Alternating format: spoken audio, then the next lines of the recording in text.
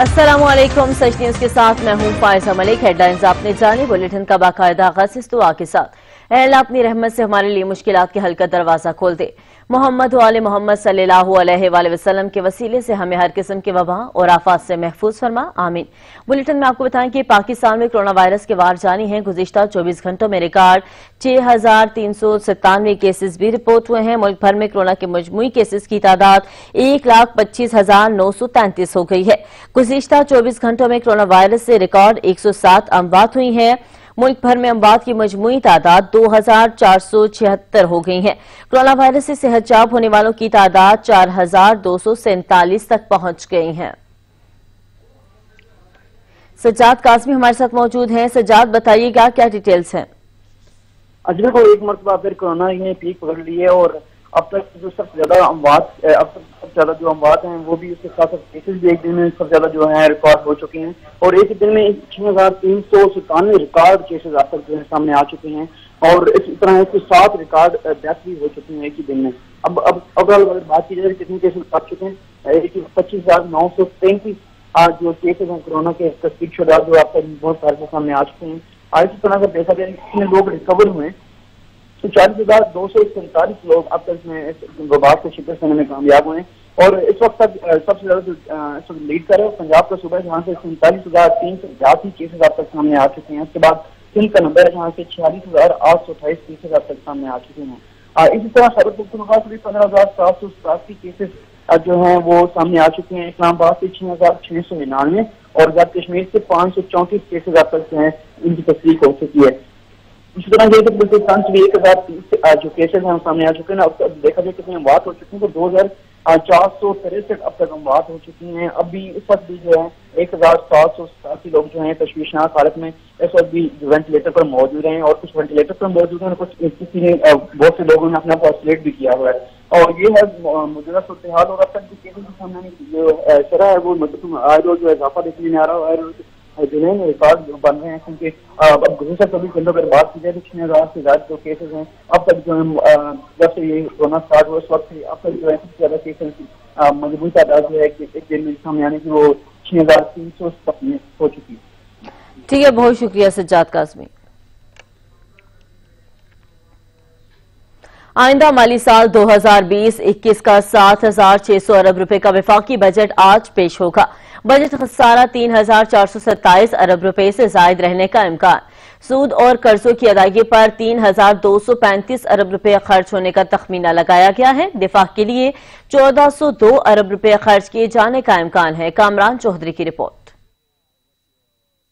आइंदा माली साल 2020-21 का वफाकी बजट वफाकी वजीर सनत और पैदावार हमाद अजहर वफाकी बजट पार्लियामेंट में पेश करेंगे। नए माली साल में रेवेन्यू का हदफ 4,950 अरब रुपए मुकर्रर किया जाएगा। बजट का हुजम 7,600 अरब रुपए रखे जाने का इम्कान है। टैक्स आमदन का हदफ 4,950 अरब रुपए रखे जाने का इम्कान है। जराये के मुताबिक खसारा 3,427 अरब रुपए से जायद रहने का इम्कान है। सूद और कर्जों की अदायगी पर 3,235 अरब रुपए खर्च होने का तखमीना लगाया गया है। जराये के मुताबिक दिफा के लिए 1,402 अरब रुपए रखने की तजवीज है। वफाकी बजट 2020-21 में पेंशन के लिए 475 अरब रुपए खर्च होने का इम्कान।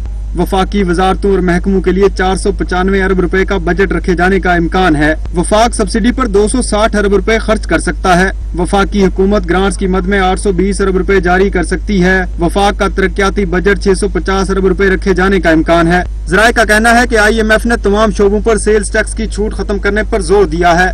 नॉन फाइलर के लिए टैक्स की शरह में इजाफा करने की तजवीज है। नॉन फाइलर्स के लिए इनकम टैक्स और FED में इजाफा हो सकता है। नॉन फाइलर्स के लिए GST की शरह भी 17% से बढ़ाने की तजवीज है। जराये के मुताबिक तनख्वाहदार तबके के लिए इनकम टैक्स में किसी रायत का इम्कान नहीं। गैर रजिस्टर्ड अफराद को इनपुट टैक्स क्रेडिट की सहूलत भी खत्म की जा सकती है।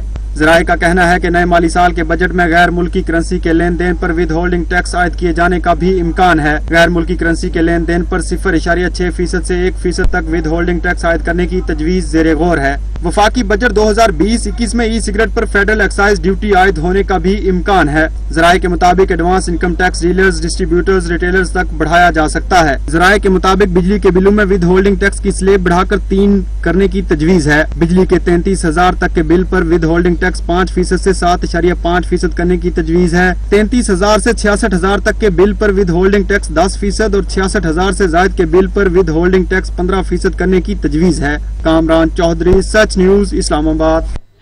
लाहौर साबिक आईजी पंजाब मुश्ताक कोरोना के बायस वफात पा गए हैं। मेजर मुश्ताक कोरोना वायरस के बायस CMH में दाखिल थे। मेजर मुश्ताक को तशवीशनाक हालत में दाखिल कराया गया था। मेजर मुश्ताक को 2 बोतलें प्लाज्मा भी लग चुका था। मेजर मुश्ताक साबिक DG FIA भी फराइज सर अंजाम दे चुके हैं। मजीद डिटेल्स जानेंगे। जैन नकवी हमारे साथ मौजूद हैं। जैन, बताइएगा। जी बिल्कुल, कोरोना वायरस के बायस लाहौर पुलिस के अब तक 8 अफसरान और एहलकार शहीद हो चुके हैं। साबिक IG Punjab major retired Mushtaq भी कोरोना के वायरस जो है वो वफात पा चुके हैं। मेजर मुश्ताक जो हैं वो CMH में ज़ेरे इलाज थे और तशवीशनाक हालत में जो है उन्हें CMH में शिफ्ट किया गया था, जबकि ज़राए के मुताबिक मेजर मुश्ताक को जो है वो 2 बोतलें प्लाज्मा भी लग चुका था, लेकिन उसके बावजूद वो कोरोना के बायस जांबार ना हो सके। दूसरी जानिब CCPO लाहौर जुल्फ़कार हमीद ने साबिक additional IG major retired Mushtaq Ahmad की वफात पर गहरे दुख का इजहार किया है। इस मौके पर उनका कहना था कि दुख की इस घड़ी में लाहौर पुलिस लवाहिकीन के साथ खड़ी है। मेजर रिटायर्ड मुश्ताक अहमद इंतहाई नफीस, मातहत परवर और प्रोफेशनल ऑफिसर थे। जबकि CCPO लाहौर जुल्फ़कार हमीद का मजीद कहना था कोरोना वबा एक हकीकत है, इसके लिए जो है वो एहतियात बरतना होगी और लाहौर पुलिस कोरोना वबा से सबसे ज्यादा मुतासर हो रही है। अब तक लाहौर पुलिस के 8 एहलकार और अफसरान जो हैं वो कोरोना वायरस के बायस जान की बाजी हार चुके हैं और इस पे जो है लाहौर पुलिस को तशवीश है। जबकि दूसरी जानिब लाहौर पुलिस में कोरोना वायरस के बढ़ते हुए केसेस जो हैं वो भी तशवीशनाक हैं, लेकिन उनका कहना, CCPO लाहौर का कहना था कि इन तमाम हालात के बावजूद लाहौर पुलिस जो है वो शहरियों के तहफ़्फ़ुज़ को यकीनी बनाने के लिए हर मुमकिन कोशिश जारी रखे हुए है। जी ठीक है, शुक्रिया जैन। अब कुछ बात बजट 2020-21 की तो आपको बताएं कि कोरोना से मईशत को धचका लगा है। अखराजात आमदन से ज्यादा रहे।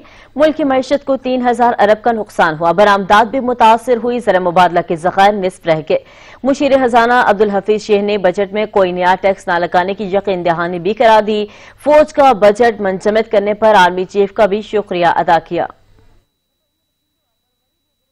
के बारे में कोई भी चीज यकीन से कहना मुश्किल है, लेकिन जो चीजें बलाशुबा जिनमें कोई शक नहीं, वो ये कि हमारी आमदनी जो है पूरे मुल्क की, जो हम समझ रहे थे कि तकरीबन 3% तक बढ़ सकती है, वो अब तकरीबन 0.4 यानी 0.4 कम होगी।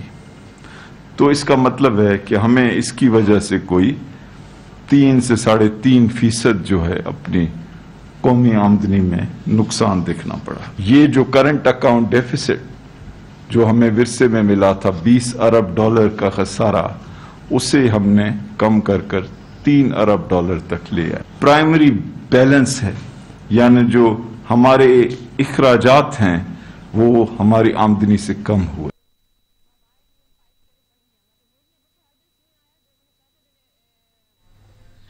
रवा माली साल में हुकूमत कोई भी मौशी हदफ हासिल करने में नाकाम रही। मुल्क की मईशत को 2500 अरब रुपए का नुकसान का सामना करना पड़ा। शरह नमू -4% रिकॉर्ड की गई। रवा माली साल का इक्तिसादी सर्वे जारी कर दिया गया। हुकूमत रवा माली साल भी बेशतर माशी अहदाफ हासिल करने में नाकाम हो गई। कोई भी माशी हदफ हासिल न हो सका। वफाकी हुकूमत की जानब से माली साल 2019-20 का इक्तिसादी सर्वे जारी कर दिया गया। कोरोना से मुल्क की मईशत को 2500 अरब रुपए का नुकसान हुआ, जिसके बायस शरह नमू 68 बरस बाद -4% रिकॉर्ड की गई, जबकि शरह नमू 3.3% तक रहना थी। गुर्बत, बेरोजगारी और महंगाई में कमी समेत ज़राअत और मैन्युफैक्चरिंग में कमी, कौमी बचतें, बिजली की पैदावार और तामीरात के शोबों में तरक्की के अहदाफ भी पूरे न हो सके। इक्तिसादी सर्वे रिपोर्ट के मुताबिक रवा माली साल के दौरान माशी शरह नमू 3% के मुकर्ररा हदफ के मुकाबले में -0.4% रही।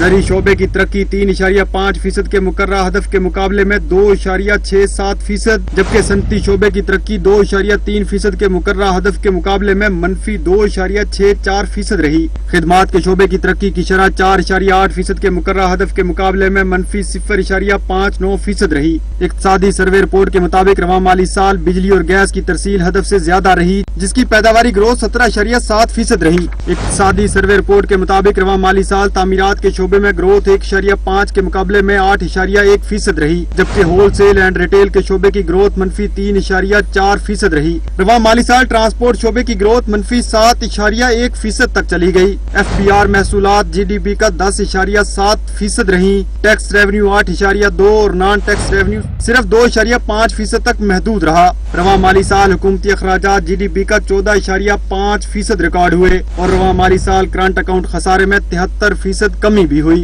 कामरान चौधरी, सच न्यूज, इस्लामाबाद। कोरोना वबा के बायस मुल्क की 56% आबादी समाजी और मुआशी लिहाज से गैर महफूज हो गई।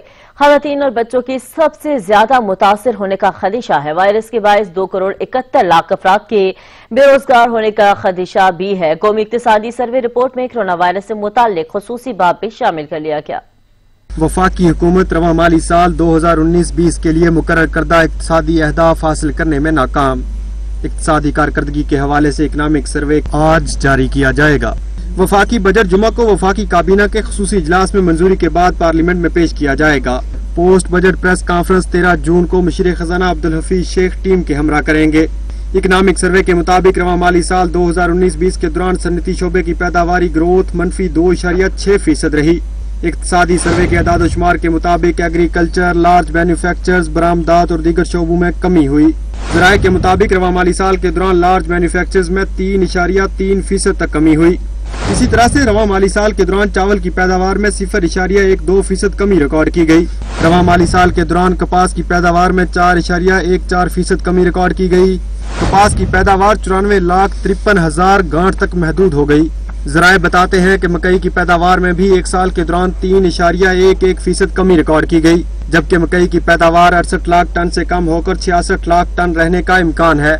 इसी तरह से आलू की पैदावार 9.6% कमी के साथ 44 लाख टन रही। ज़राए बताते हैं कि रवां माली साल गंदम की पैदावार में 2.27% इजाफा रिकॉर्ड किया गया, जबकि गंदम की पैदावार 2.49 करोड़ मैट्रिक टन रहने का इम्कान है, जबकि गंदम की 2.70 करोड़ टन पैदावार का हदफ हासिल नहीं हो सकेगा। इसी तरह से गन्ने की पैदावार में 0.75% इजाफा रिकॉर्ड किया गया और गन्ने की पैदावार 6.76 करोड़ मैट्रिक टन रहने का इम्कान है।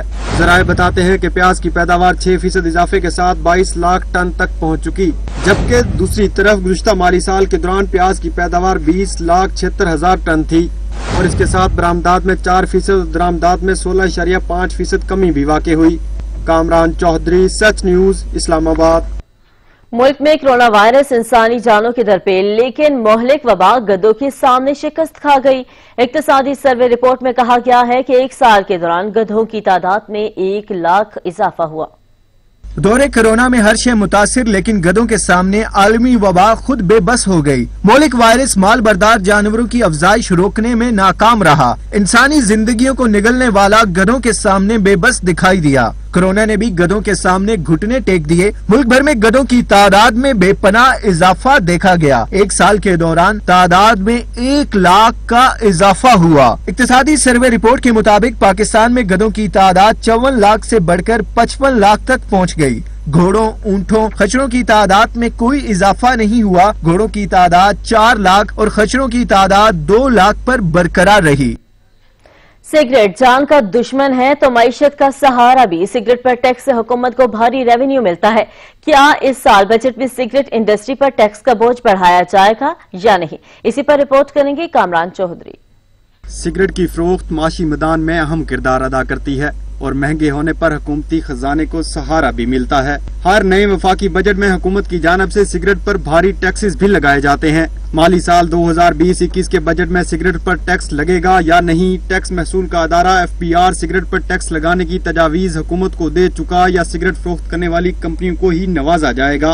वो सवालात हैं जिनके जवाबात FBR भी देने से गुरेजा है। एक रिपोर्ट के मुताबिक सालाना बुनियादों पर पाकिस्तान में सिगरेट के बायस मुख्तलिफ बीमारियों में मुब्तला होकर तकरीबन 1,70,000 लोग जान से हाथ धो बैठते हैं।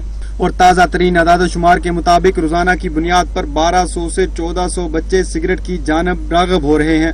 आइंदा माली साल के वफाकी बजट में एक बार फिर से FBR की जानब से सिगरेट पर टैक्स न लगाने की सिफारिशात की खबरें हैं। ज़राए बताते हैं कि सिगरेट फरोख्त करने वाली कंपनियों की आला तरीन शख्सियात की FBR अफसरान से गठजोड़ है और साबिक चेयरमैन FBR शब्बर जैदी के दौर में सिगरेट कंपनियों से गठजोड़ की खबरों का स्कैंडल भी बन चुका।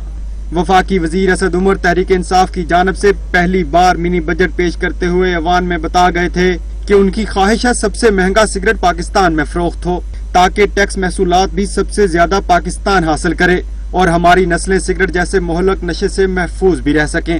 अब कल पेश किए जाने वाले वफाकी बजट में हुकूमत की जानब से सिगरेट पर टैक्स लगाया जाता है या FBR अफसरान के गठजोड़ की खबरों की तस्दीक की जाती है, मामला कल पर छोड़ देते हैं। कामरान चौधरी, सच न्यूज, इस्लामाबाद। रावलपिंडी में जहां कोरोना मरीजों की तादाद में इजाफा हो रहा है, वहीं पर मुनाफाखोरों ने ऑक्सीजन मार्केटों से गायब कर दी है। मजीद बता रहे हैं सुहेल राजा हमारे साथ मौजूद है। सुहेल, बताइएगा क्या मामला है ये?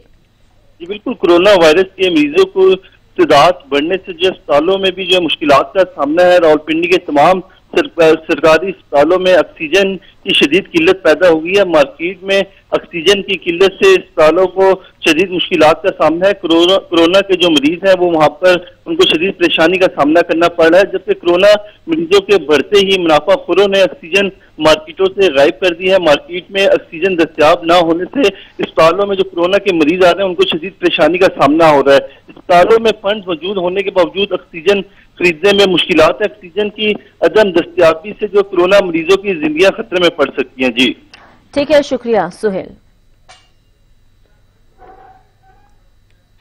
पाकिस्तान पर दोस्तों की मेहरबानियां जारी। पेरिस क्लब के बाद चीन और सऊदी अरब ने भी कर्जों की अदायगी 31 दिसंबर तक मौखर करने की यकीन दहानी करवा दी।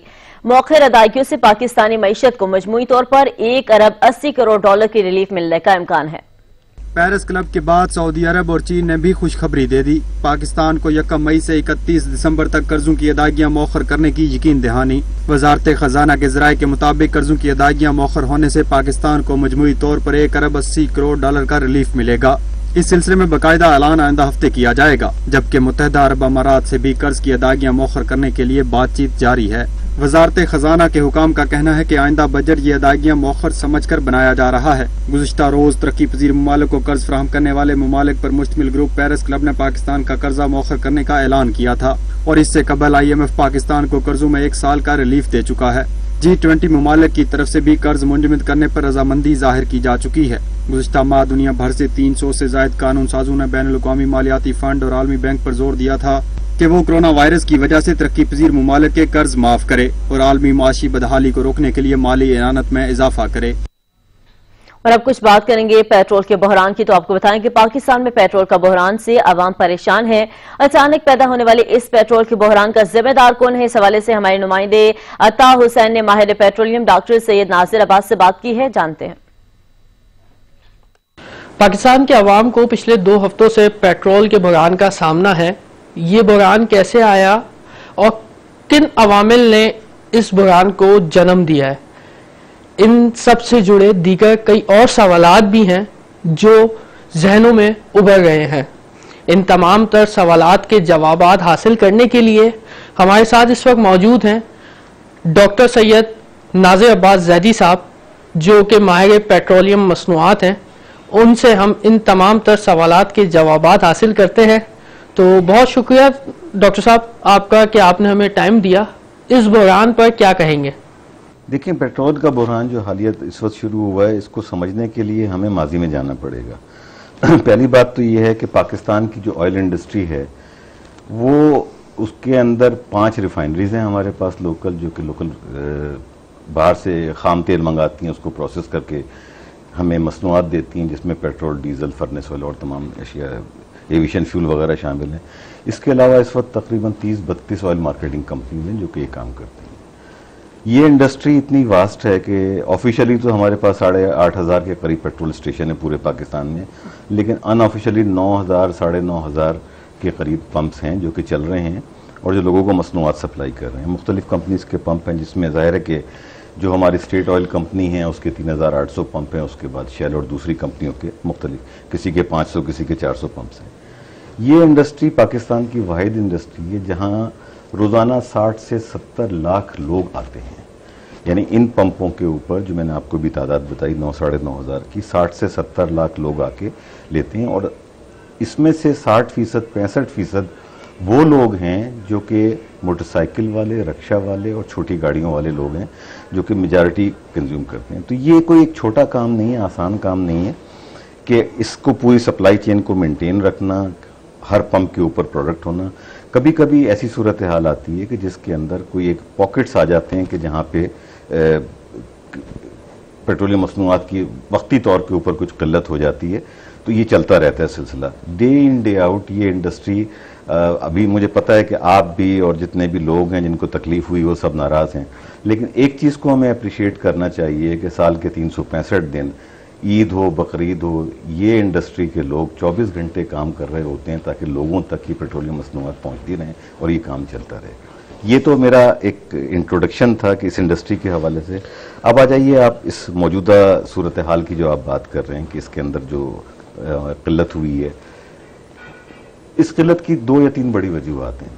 अगर हम इस इंडस्ट्री को देखें, इस इंडस्ट्री के अंदर जो मुनाफे की शरह है वो 1.5% से ज़्यादा नहीं है। यानी अगर आप 100 रुपये का कारोबार कर रहे हैं तो एवरेज इनकम आपकी होती 1.5%। इस इंडस्ट्री के ऊपर एक टर्नओवर टैक्स लगा हुआ है जो कि बहुत हैवी टर्नओवर टैक्स है। पहले 0.5% हुआ करता था, अब वो 0.75% है।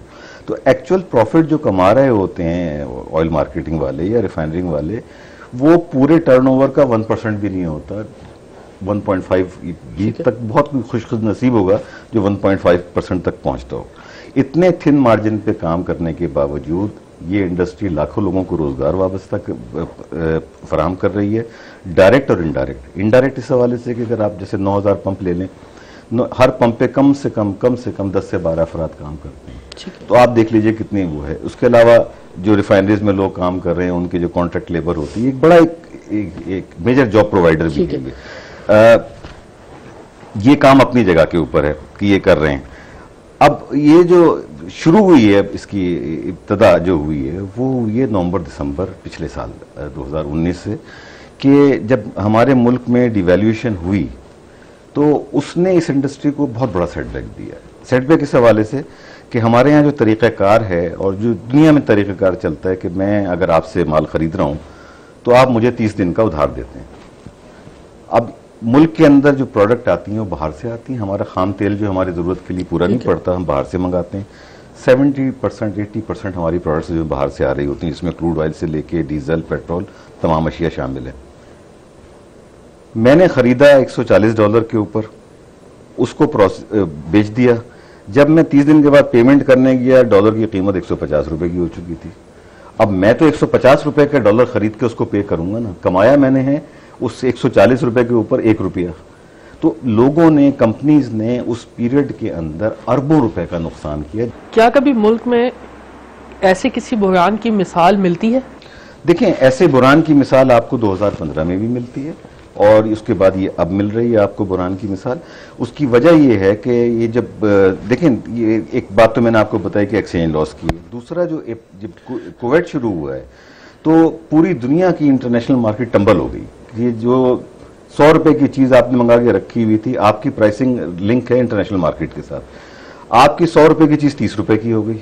अब आप उसको 100 रुपए की चीज को मंगा के 30 रुपए की आपने बेचा। फिर क्या हुआ कि कोविड की वजह से जो लॉकडाउन हुआ, लॉकडाउन के अंदर जो अप्रैल का महीना था, मार्च के एंड से अप्रैल के महीने के अंदर लोग घरों से नहीं निकल रहे थे, तो रिफाइनरीज के पास जो प्रोडक्ट जमा हो रहे थे, अब रिफाइनरी का ये कि जब तक उसके टैंक खाली ना हो तो नया माल नहीं बना के दे सकते, तो वो भरता चला जा रहा था।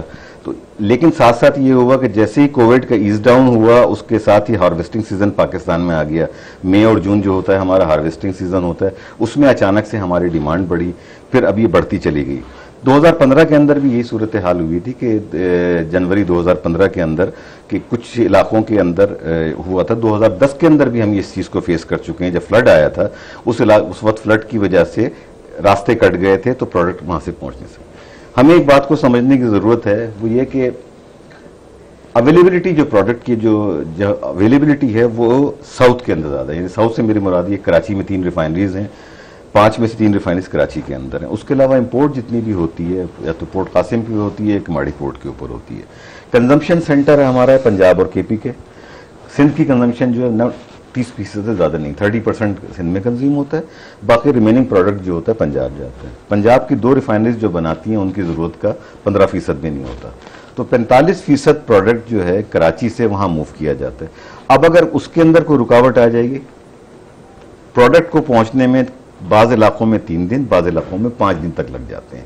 अगर आप यहाँ से प्रोडक्ट पेशावर भेज रहे हैं 4 से 5 दिन लग जाएंगे, क्योंकि गाड़ी सिर्फ दिन के अंदर चलती है, रात को गाड़ी नहीं चलाते सेफ्टी की वजह से, तो उससे भी शॉर्टेजेस आ जाती है। तो हमने 2010 के फ्लड में देखा, 2015 की जनवरी में हमने क्राइसिस देखा, और उसके बाद अब हम ये क्राइसिस देख।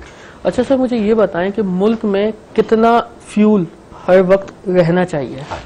इसके लिए देखें जी, गवर्नमेंट की डायरेक्शन है तमाम ऑयल मार्केटिंग कंपनीज को, वो ये है कि डीजल के लिए आपको 21 दिन का स्टॉक रखना है, क्योंकि डीजल हमारा मेजर फ्यूल हुआ करता था एक ज़माने के अंदर। हमारी पूरी ट्रांसपोर्ट इंडस्ट्री, हमारी हार्वेस्टिंग इंडस्ट्री वो डिपेंड करती है डीजल के ऊपर। एक वक्त के अंदर डीजल की कंजम्पशन इस मुल्क के अंदर 9 मिलियन टन साल की थी, अब थोड़ी कम हो गई है, 7 मिलियन के लगभग कंजम्पशन है। तो उसके लिए वो कहते हैं, मिसाल के तौर पर एक कंपनी है, उसकी जो सेल है रोज़ाना फर्ज करें 5000 टन डीजल की है, तो उसके ऊपर लाजिम है कि वो हर वक्त उसके पास 1,05,000 से कम ना हो। अगर एक दिन कम हो जाए तो उसकी सप्लाईज अरेंज हो ताकि वो आ जाए। तो ऐसा होता है कि जब जहाज आता है तो आपका 21 दिन की जगह आपके पास 30 दिन का स्टॉक हो जाता है, फिर जब बेच लेते हैं आप तो कम हो जाते हैं। तो उसूली तौर पर 21 दिन का डीजल और कम अज कम 12-13 दिन का आपके पास पेट्रोल होना चाहिए। पेट्रोल के लिए कोई वाज़ेह हिदायत नहीं है कि उसकी स्टोरेजेस कम है मुल्क के अंदर, तो इतना अवेलेबल नहीं होता है रखना, लेकिन रखना चाहिए कम से कम 12 दिन का स्टॉक डीजल का और 21 दिन का डीजल का और 12 दिन का पेट्रोल का हर कंपनी को अपने पास रखना चाहिए। ये बहरान कैसे आया? पहली तो वजह इसकी ये हुई कि जब कोविड शुरू हुआ तो जाहिर है कि कंजम्पशन एकदम से जीरो हो गई। तो मतलब जाहिर है कि ये था कि लोकल प्रोडक्शन को उठाना, ये लॉ है, पाकिस्तान का लॉ ये है कि आप इंपोर्ट उस वक्त कर सकते हैं कि जबकि लोकल प्रोडक्शन पूरी कंज्यूम हो जाए, ताकि आपकी लोकल इंडस्ट्री चलती रहे। ये ना हो कि आप बाहर से मंगा के बेचते रहें और लोकल इंडस्ट्री वाले लेके बैठे रहें। तो जब ये कोविड का हुआ तो जाहिर है कि सेल एकदम से ड्रॉप हुई। ड्रॉप होकर ये नौबत आ गई कि एक दिन में जहां 20,000 टन पेट्रोल बिकता है और 25,000 टन डीजल बिकता था, उसकी जगह सेल गिर के 3,000 टन पेट्रोल और 4,000 टन डीजल के ऊपर आ गई। तो जिनके पास स्टॉक था वो जाहिर है कोशिश ये करते हैं कि अगर मैंने दरामद किया हुआ माल मेरे पास है, इंपोर्टेड प्रोडक्ट है, तो मैं उसको पहले बेच दूं ताकि मुझे 30 दिन के बाद जब पेमेंट देनी हो तो मेरे पास पैसे हों। तो ये सूरत हाल एक गड़बड़ पैदा हुई, तो उसकी वजह से लोकल प्रोडक्शन इफेक्ट होनी शुरू हुई। तो गवर्नमेंट ने एक फैसला किया कि जी आप कुछ अरसे के लिए आप इंपोर्ट ना करें ताकि लोकल सारी प्रोडक्शन निकल जाए। और उसके बाद कौन सा अवामिल है जिसने इस बहरान को जन्म दिया? देखिए, 2 बातें हैं इसके अंदर के पाकिस्तान का जो प्राइसिंग मैकेनिज्म है वो बेस करता है पीएसओ की इंपोर्ट पे। PSO largest oil marketing company है, हर महीने उनके कम से कम 4 से 5 डीजल के, 4 से 5 पेट्रोल के जहाज आते हैं, और ये एक बहुत अच्छा सिस्टम है इसलिए कि पीएसओ की इंपोर्ट ट्रांसपेरेंट होती है, टेंडर के होती है या लॉन्ग टर्म कॉन्ट्रैक्ट के तहत होती है, उसमें किसी को मनोवरिंग का मौका नहीं मिलता। तो उसकी बुनियाद के ऊपर जो पीएसओ की अप्रैल की जो इंपोर्ट होती है उसकी एवरेज कॉस्ट लेके ओगरा, गवर्नमेंट ऑफ पाकिस्तान एक प्राइस अनाउंस कर देती है, वही प्राइस के ऊपर रिफाइनरीज अपना माल बेचती हैं, उसी प्राइस तरीकाकार चला आ रहा था। अब ये जो वजह हुई है, जो जहां खराबी पैदा हुई और जहां कुछ लोगों से गलती हुई है, वो ये हुई है कि मई के अंदर इंटरनेशनल मार्केट बहुत नीचे गई थी, अप्रैल के एंड में और मई के अंदर। तो उस वक्त जो पीएसओ के जहाज आए पेट्रोल और डीजल के, वो बहुत कम कीमत वाले जहाज थे। यानी मतलब मुझे एग्जैक्ट प्राइस तो मैं आपको नहीं बता सकता, लेकिन ये समझ लीजिए कि अगर 40 रुपए चल रही थी पिछले महीने में, अप्रैल के महीने में, तो उससे आधी कीमत के ऊपर वो जहाज आए। ठीक है। अच्छा, अब जब मई के जहाज आए, आधी कीमत पे आए, तो जून की प्राइस जो बनेगी मई के जहाजों के एवरेज पे बनेगी। तो वो जो कीमत बनी उसकी पेट्रोल की और डीजल की, वो सूट नहीं कर रही थी ओएमसीज को। दूसरी ओएमसीज हैं कि आज की तारीख में जून में अगर वो जहाज लाएंगे तो 20 रुपए के ऊपर बेचना पड़ेगा उनको 40 रुपए का माल लाके। तो उन्होंने अपनी इंपोर्ट्स को कट किया। बास कंपनियों ने ये किया कि उनके पास माल था, उन्होंने जितना उनको बेचते थे रोजाना उतना नहीं बेचा, जो स्टॉक उनको मेंटेन करना चाहिए था वो नहीं किया। तो जिसकी वजह से ये नतीजा हुआ। ये तो खुदा का शुक्र है कि हम अपनी नेशनल ऑयल कंपनी को हमें दुआएं देनी चाहिए, सलाम करना चाहिए कि उन्होंने इन हालात में नुकसान के बावजूद जितनी उनकी रिक्वायरमेंट थी उससे ज़्यादा इंपोर्ट किया और पूरे पाकिस्तान को उन्होंने मैनेज किया किसी भी तरीके से कि आपने वो क्राइसिस नहीं देखा जो कि होना चाहिए था। अगर वो अपनी तैयारी ना करते, उन्होंने अपनी तैयारी की, उनको अंदाजा हो गया था, उनकी प्लानिंग दूसरों के मुकाबले में बहुत बेहतर थी और उन्होंने अपने नफे नुकसान का एक तरफ रख के ज्यादा इंपोर्ट की, अपनी रिक्वायरमेंट से ज्यादा, और मार्केट को फीड किया, जो आज आप देख रहे हैं कि थोड़ा बहुत मतलब काफी हद तक ये बुरान पे काबू पाया जाता है। अच्छा सर, मुझे ये बताएं कि बुनियादी जिम्मेदारी किसकी होती है? देखें, बुनियादी जिम्मेदारी तो जाहिर है कि जो पेट्रोलियम मिनिस्ट्री है वही इन चीज़ों को मॉनिटर करती है और वो देखती है, लेकिन इंडस्ट्री ने अपने तौर पे भी एक फोरम बनाया हुआ है जो ऑयल कंपनी एडवाइजरी कमेटी कहलाता है, जिसकी के 5 रिफाइनरियाँ, एक पाइपलाइन कंपनी और 30-32 जो ऑयल मार्केटिंग कंपनी है वो मेंबर हैं। हर महीने ये लोग मिलते हैं, बैठ के बताते हैं, हर कंपनी अपनी डिमांड फोरकास्ट करती है कि जी मुझे इतना बेचना है। लोकल रिफाइनरी अपनी प्रोडक्शन बनाती है, जो डेफिसिट होता है वो इम्पोर्ट किया जाता है। अब यहाँ पे ये हुआ है कि बाज़ कंपनीज ने, OMCs ने अपने ये देखते हुए नुकसान को कम करने के लिए जितनी इंपोर्ट उनको करनी चाहिए थी उतनी उन्होंने नहीं की, और जिसका नतीजा ये हुआ कि सप्लाई चेन के ऊपर आपकी प्रेशर आया और ये शॉर्टेज हुई है। लेकिन साथ साथ एक चीज़ को हमें नहीं भूलना चाहिए कि 8 महीने के अंदर पेट्रोलियम इंडस्ट्री, रिफाइनरीज ने, ऑयल मार्केटिंग कंपनीज ने 50 से 60 अरब रुपए का नुकसान किया। ये मैं आपसे मजाक नहीं कर रहा। वो कंपनियां जो कि हमेशा प्रॉफिट डिक्लेयर करती थी, अब आप देखिएगा कि जून में और दिसंबर में वो सब अपने नुकसान डिक्लेयर कर रही होंगी। 50-60 अरब का नुकसान उन्होंने उठाया है। उसके बावजूद भी लोग वो अपना काम कर रहे हैं और माल देने की कोशिश कर रहे हैं। हाँ, देखिए, हर इंडस्ट्री की तरह इस इंडस्ट्री में भी कुछ बैड एप्पल्स होते हैं, वो हैं जिन्होंने कुछ नाजायज़ फ़ायदा उठाने की कोशिश की है, लेकिन इन 1-2 की वजह से आप पूरी इंडस्ट्री को आप जिम्मेदार नहीं ठहरा सकते। लोगों को तकलीफ हुई, इसकी हमें भी दुख है, लेकिन इसमें हमें एक चीज़ को, एक मैं आखिरी बात कहूँगा और ये ज़रा शायद कुछ तल्ख भी हो कि बहैसियत कौम के हम उस जगह नहीं हैं जहाँ हमें होना चाहिए। मिसाल के तौर पर मैं एक डीलर हूँ, मेरा एक पेट्रोल पंप है, मैं एक डीलर हूं। जो पाकिस्तान के पेट्रोल पंपों की तादाद मैंने बताई है, वो अगर सारे भरे हुए हों ना तो 50,000 टन डीजल और 50,000 टन पेट्रोल स्टोर कर सकते हैं। हमारे डीलर हजरात क्या करते हैं कि जब उनको पता चलता है कीमत 10 रुपए, 8 रुपए, 7 रुपए कम हो रही है, वो अपनी जिस कंपनी से वो माल खरीदते हैं, माल खरीदना बंद कर देते हैं और अपने लोवेस्ट स्टॉक पे चले जाते हैं कि जी, ताकि उनको जब कीमत कम हो तो उनको नुकसान ना हो। यही हमारा मोटरिस्ट करता है कि अगर 5 रुपए कीमत कम कर रही हो तो अपनी गाड़ी को लोवेस्ट लेवल पे जाता है कि जैसी ऑयल प्राइस की कीमत कम हो मैं जाके जो है ले लूं। तो उसका नतीजा ये हुआ, एक ये फैक्टर भी बड़ा था कि हमारे सारे जितने भी पंप मालकान थे उन्होंने अपने पेट्रोल पंप डाई कर दी, तो 1 लाख टन की स्टोरेज तो उनके पास खाली हो गई। फिर जो मोटरिस्ट थे, मुझ जैसे, आप जैसे, उन्होंने अपने टैंक खाली कर दिए। अब 1 जून को जब सब एक साथ लेने पहुंचे कंपनी के पास, पंप वाले के, लाओ मुझे तेल दो, तो कंपनी की एक फिलिंग कैपेसिटी होती है।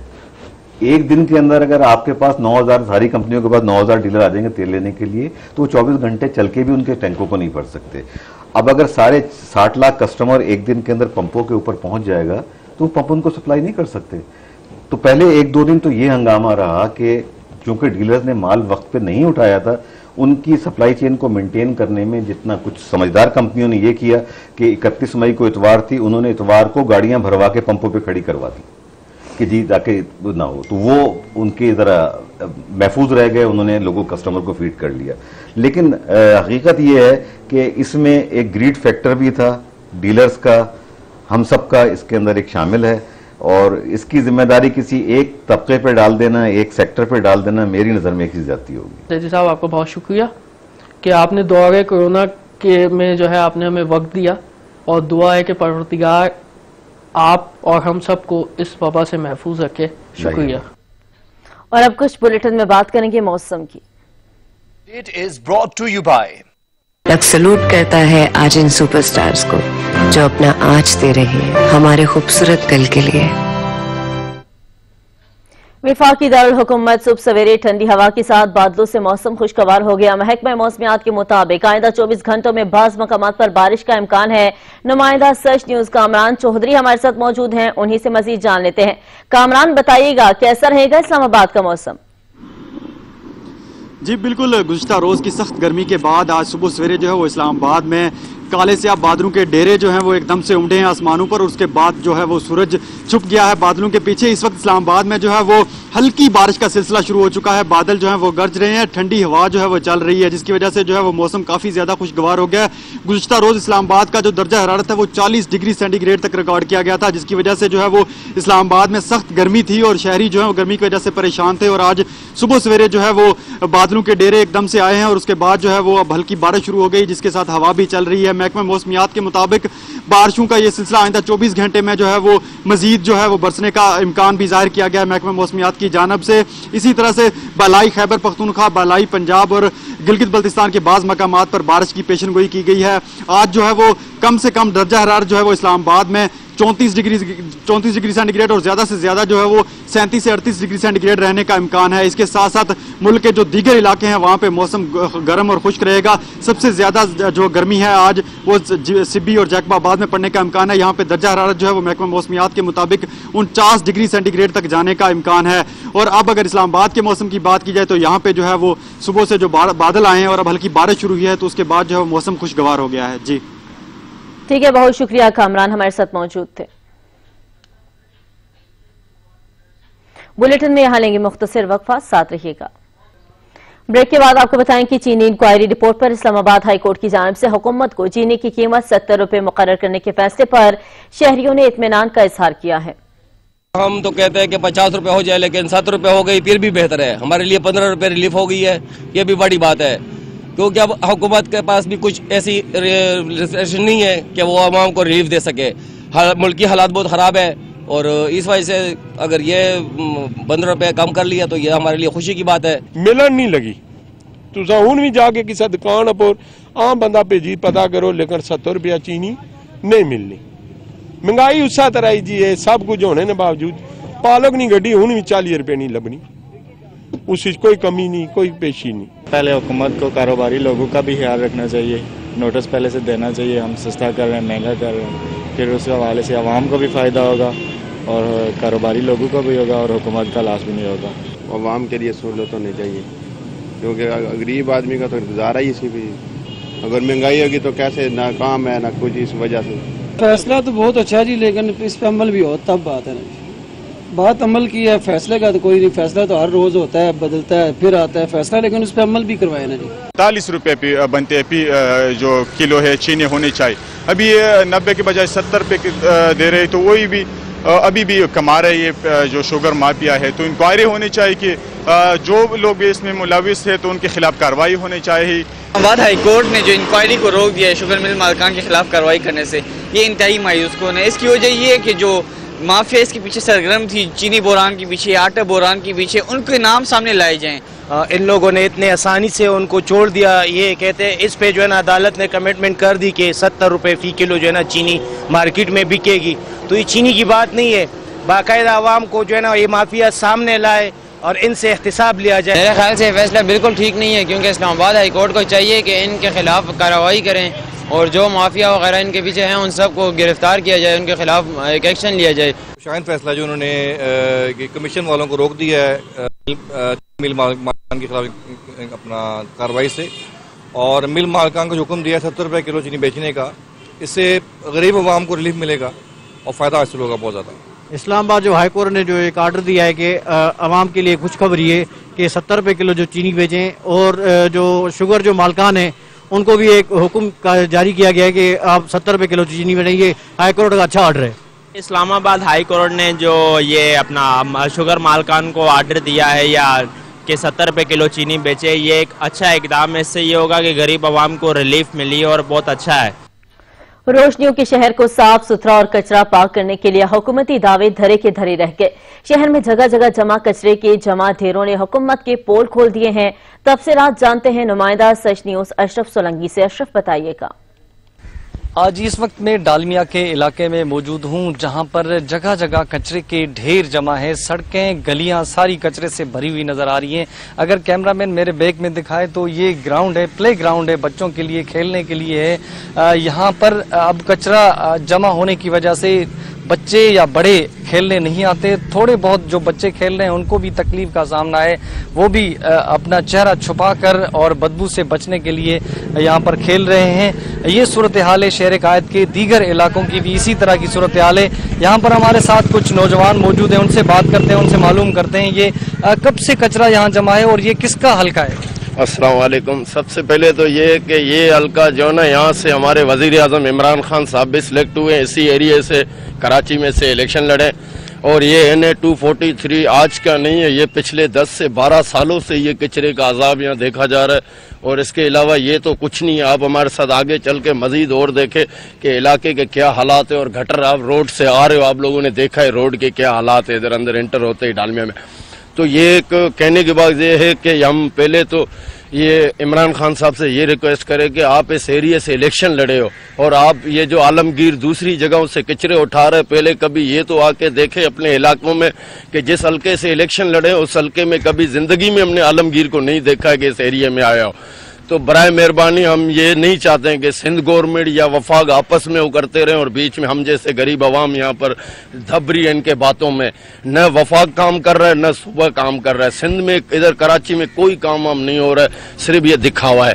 आज बिल्कुल आपने नौजवान की बातें सुनी। उसका कहना है कि हुकूमत से मुतालबा करते हैं कि फौरी तौर पर यहाँ से कचरा उठाया जाए और दीगर जो मसाइल हैं उनको भी फौरी तौर पर हल किया जाए। जी ठीक है, शुक्रिया। अशरफ सोलंकी हमारे साथ मौजूद थे। अब रुख करेंगे पेशावर का। तो आपको बताएं कि पेशावर शहर में सबसे बड़ा मसला गैर कानूनी पार्किंग का है, मगर अब ट्रैफिक वार्डन इंतजामिया ने रोडों पर हजूम खत्म करने के लिए इन अफराद के खिलाफ ऑपरेशन का आगाज कर दिया है। इस वक्त पेशावर से हमारे नुमाइंदे अवैस महमूद हमारे साथ मौजूद हैं, मजीद उन्हीं से जान लेते हैं। अवैस, बताइएगा किस तरह का ऑपरेशन शुरू किया गया है? हाँ जी बिल्कुल, पेशावर में सबसे बड़ा मसला जो है वो पार्किंग का है। जगह जगह जो है वो मोटरसाइकिलें खड़ी कर देते हैं। नो पार्किंग एरिया में जो है वो मोटरसाइकिल और गाड़ियां जो है वो खड़ी कर देते हैं, जिससे जो ट्रैफिक में जो है खलल पड़ता हुआ दिखाई देता है और शहरियों को जो है काफ़ी शदीद मुश्किलात का सामना करना पड़ता है। मैं इस वक्त इशनगरी बाजार में मौजूद हूँ। अगर मेरा कैमरामैन आपको बता सके तो आज ट्रैफिक वार्डन ने जो है वो कार्रवाई करते हुए जो नो पार्किंग एरिया पे मोटरसाइकिलें खड़ी की थी वो दोबारा जो है वो जब्त कर दी गई हैं और जो मोटरसाइकिलें यहाँ पे खड़ी थी उनको जो है जब्त कर दी गई है। हमारे साथ SHO मौजूद है, हम उससे भी बात करते हैं। हम रोज़मर्रा की बुनियाद पर जनाब इस इंस्पेक्टर ट्रैफिक वसीम खलील साहब का हुक्म पर ये तजावुज़ात के खिलाफ ये गैर कानूनी पार्किंग जो रोडों पे होते हैं ट्रैफिक के लिए रुकावट बन जाते हैं, इसमें हम रोज़मर्रा की बुनियाद पर कार्रवाई करते हैं। ये मोटरसाइकिलें और तजावुज़ात के सामान जो है ये भी ले जाते हैं वहाँ पे, फिर बंदों के खिलाफ FIR करते हैं और मोटरसाइकिल वगैरह की मुकम्मल रजिस्ट्रेशन वगैरह चेक करते हैं। उस पर फिर हल्फ बयान लेते हैं कि भाई आइंदा के लिए हम नो पार्किंग में गाड़ी खड़ा नहीं करेंगे, उसको फिर चालान देते और छोड़ देते हैं। तो जैसे कि आपने इनकी बात सुनी, इनका भी ये कहना है कि मोटरसाइकिलें जो है वो वहाँ पे ले जाते हैं और वहाँ पे जो है वो पर्चा काटा जाता है और बाकायदा तौर पर शहरी को यही कहा जाता है कि नो पार्किंग एरिया में जो है पार्किंग ना की जाए ताकि जो ट्रैफिक है उसमें खलल पड़ता हुआ दिखाई न दे। जी ठीक है, बहुत शुक्रिया। अवैस महमूद हमारे साथ मौजूद थे और अब आपको लिए चलते हैं खेल के मैदान में। This sports segment is brought to you by लग सलूट करता है आज इन सुपरस्टार्स को जो अपना आज दे रहे हैं हमारे खूबसूरत कल के लिए। क्रिकेटर मोहम्मद आमिर और हारिस सोहेल ने दौरा इंग्लैंड के लिए दस्तयाबी से मौजरत कर ली है। PCB ने कौमी टीम के हमरा डॉक्टर भी इंग्लैंड भेजने का फैसला किया है। हारिस सोहेल ने बायो सिक्योर माहौल में बगैर फैमिली इंग्लैंड जाने, जबकि मोहम्मद आमिर ने निजी वजूहात की बिना पर दौरे से मौजरत की है। जबकि पाकिस्तानी क्रिकेटर्स को फैमिली इंग्लैंड ले जाने की इजाजत नहीं होगी। पाकिस्तान और इंग्लैंड के दरमियान 3 टेस्ट और 3 T20 मैचों पर मुश्तमिल सीरीज अगस्त और सितंबर में खेली जाएगी। सीरीज के लिए स्क्वाड का ऐलान जल्द कर दिया जाएगा। और अब रुख करेंगे आलमी मंजरनामे का। तो आपको बताएं कि अमेरिका के chairman joint chiefs of staff committee general mark मिली ने वाशिंगटन में मुजाहिरीन पर आंसू गैस की शेलिंग के बाद सदर ट्रंप के साथ चहलकदमी पर माजरत कर ली है। जनरल मार्क मिली ने कहा है कि इस माहौल में उनकी मौजूदगी से यह तासर गया है कि अमरीकी फौज मुल्क की सियासत में मुलव्विस है। जनरल मार्क मिली ने अपने बयान में कहा कि कमीशन्ड ऑफिसर की हैसियत से और वर्दी में वहां मौजूदगी वो अपनी गलती समझते हैं। उन्हें सियाफाम शहरी जॉर्ज फ्लॉयड की सफाकाना कत्ल पर गुस्सा है।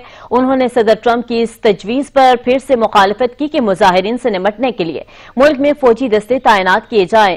व्हाइट हाउस के बाहर जॉर्ज फ्लॉयड की हलाकत पर 1 जून के पुरअमन मुजाहरे पर शाइनिंग करके उसे मुंतशिर किया गया था, जिसके बाद डोनाल्ड ट्रंप ने वहां का दौरा किया और इस मौके पर जनरल मिली भी मौजूद थे। आलमी अदालत ने अमरीकी इक़दामात पर इजहार अफसोस किया है। तर्जुमान इंटरनेशनल क्रिमिनल कोर्ट ने कहा कि सदर ट्रंप ने कानून की हुक्मरानी में मुदाखलत की कोशिश की है। आलमी अदालत पर अमरीकी हुकूमत के हमले नाकाबिले कबूल हैं। तर्जुमान ने कहा कि ये इक़दामात आलमी अदालत एहलकारों पर असरअंदाज होने की कोशिश है। आलमी अदालत पर हमला मुजालिम की शिकार होने वालों पर हमला है।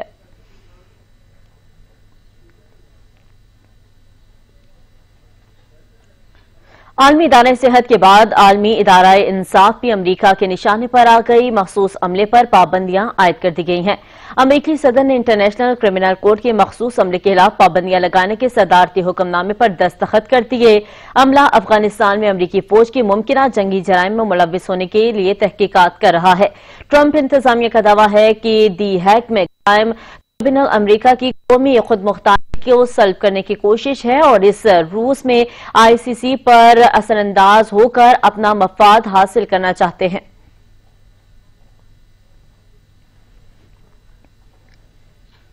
अफगान हुकूमत ने तालिबान के मजीद 2000 कैदियों को रिहा करने का ऐलान कर दिया है। सदर अशरफ गनी ने कहा है कि तालिबान कैदियों की रिहाई का अमल जल्द मुकम्मल कर लिया जाएगा।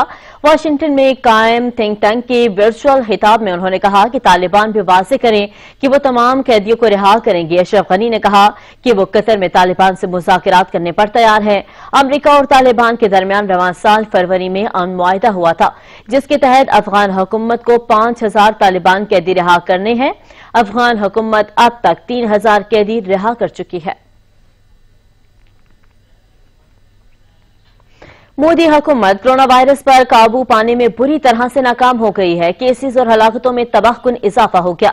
आलमी रैंकिंग में चौथे नंबर पर पहुंच गया है। भारत में कोरोना सूरत हाल तेजी से बिगड़ती जा रही है। भारत सबसे ज्यादा कोरोना केसेस वाले मुल्कों की फहरिस्त में चौथे नंबर पर आ चुका है। 11,000 से ज्यादा नए केसेस सामने आने के बाद मरज में मुब्तला अफराद की तादाद 98,000 से तजावज कर गई है। 8,000 से ज्यादा मौत के मुंह में जा चुके मुहलिक वबा की हलाकत खेजी के बावजूद नाक़िबत अंदेश मोदी हुकूमत जंग जतन में मुहिम चलाई जा से बाज नहीं आ रहा। अपनी नाकामियों का बोझ हमसाया ममालिक के कंधे पर डालकर मोदी हुकूमत हमेशा की तरह से बेशऊर अवाम को गुमराह करने में मसरूफ है। भारत ने यूएस कमीशन बराए मजहबी आजादी के अरकान को वीजे देने से इनकार कर दिया है। भारत ने अमरीकी कमीशन अरकान के वीजा और दरखास्तें मुस्तरद करती हैं।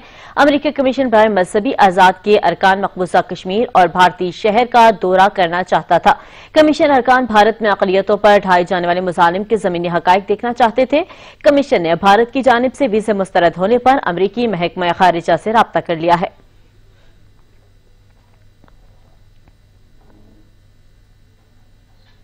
ब्राजील में लोगों ने हुकूमत के खिलाफ कोरोना पर गलत पॉलिसी अपनाने पर एहतजाज किया और साहिल पर 100 से ज्यादा कब्रें खोद दी हैं।